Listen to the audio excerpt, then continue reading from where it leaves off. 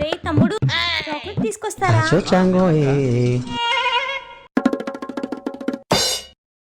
అక్క ఒకసారి ఇవ్వరా? ఎంత క్యూట్ గా ఉన్నాడు. రే తమ్ముడు, ఈ బాబు చూడు ఎంత క్యూట్ గా ఉన్నాడు.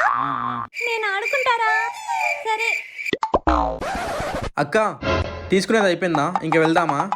వెళ్దాం రా. బాబేడక్క?